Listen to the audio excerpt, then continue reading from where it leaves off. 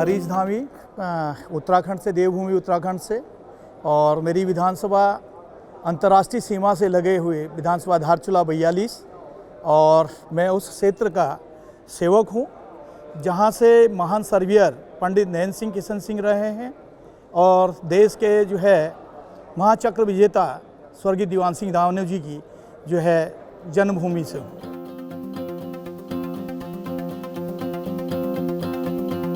देखिए, मैं एक एकदम पहाड़ी विधानसभा से हूँ और जो तीन अंतर्राष्ट्रीय सीमाओं पे है, नेपाल, तिब्बत, चाइना, और वहाँ पे दिक्कतें बहुत थी। पहले रिजर्व सेंचुरी उसको हटाने का काम किया गया, और आज हम सबसे बड़ी हमारी जो पीड़ा है कि हमारे यहाँ कनेक्टिविटी की, हमारे यहाँ जो हमारा जो है मोबाइल नेटवर्किंग की जो है सबसे बड़ी समस्या है। आज देश और दुनिया 5G पे चले गई है, लेकिन मेरी विधानसभा का अभी भी 40% भूभाग ऐसा है जहाँ पे लोगों को नेटवर्क जो है उपलब्ध नहीं है। और दूसरी बात, वो पूरा क्षेत्र आपदाग्रस्त क्षेत्र है। वहाँ के जो लोगों का जीवन है बड़ा कठिन भरा हुआ है। 4 महीने हेमंत में बर्फबारी में कटते हैं और 4 महीने आपदा में, जो प्राकृतिक आपदा आती है उस पर कटता है। 2 महीने का जो समय रहता है उसको सही करने में लगाते हैं। तो अगर देखें तो उससे कठिन जीवन कहीं किसी का नहीं।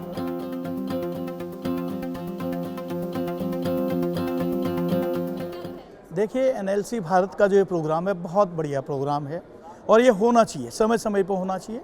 इससे क्या होता है, एक तो जितने भी पूरे हिंदुस्तान में जितने भी MLAs हैं वो एक दूसरे को पहचानेंगे और एक दूसरे के क्षेत्र में किस तरह से जानकारी लेकर किस तरह अपनी विधानसभाओं में, अपने क्षेत्रों में हम लोग आगे बढ़ सकते हैं, वर्किंग कर सकते हैं, या कहीं पर जो एक कन्फ्यूजन होता है उसको दूर कर सकते हैं। तो मैं इसके लिए जो हमारा NLC भारत हो रहा है, इसके लिए इसके आयोजक मंडली को बहुत बहुत धन्यवाद देता हूँ, और मेरी शुभकामनाएँ भी हैं कि आप इसी तरह आगे प्रोग्राम करते रहें और पूरे हिंदुस्तान के जितने भी लेजिस्लेटिव हैं उन सबको एक मंच पर लाने का आप काम करें। इसके लिए आपका तहे दिल से धन्यवाद।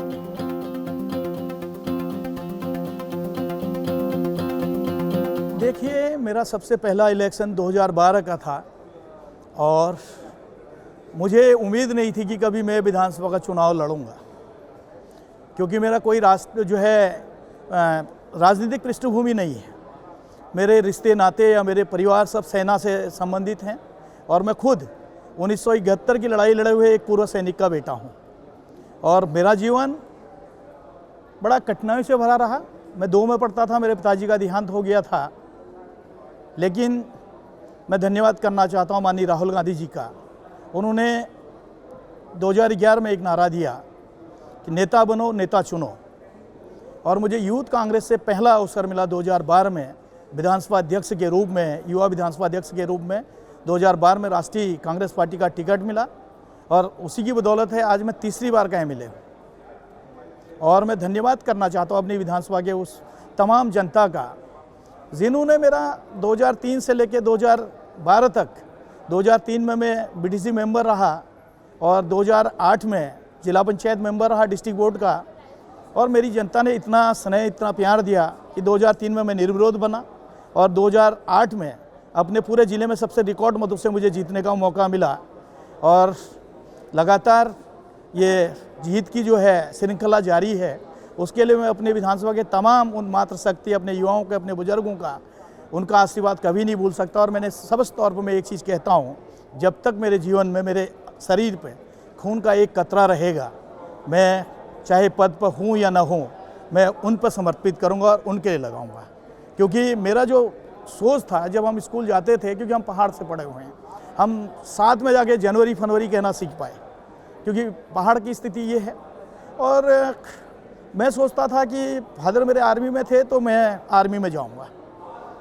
कोशिश बहुत की, नहीं हो पाया, लेकिन ऊपर वाले ने शायद लिख दिया था कि भाई बाप ने देश की सीमाओं की सेवा की है तो आप अपने विधानसभा की जनता की सेवा करें।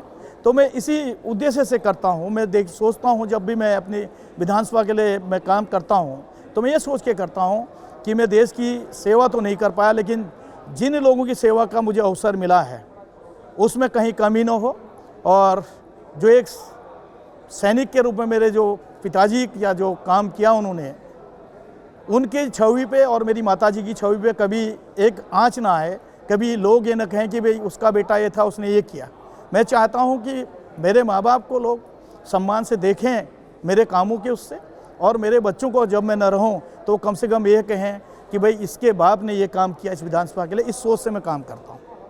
और वो 2012 का वो पल आज भी अगर मैं उस पर जाता हूँ तो अपने आप में मन भर जाता है, क्योंकि उस समय बड़े बड़े लोग जिनका प्रोटोकॉल था, मेरे अगेंस्ट जो लड़े थे, वो राजनीतिक क्षेत्र में बहुत आगे थे।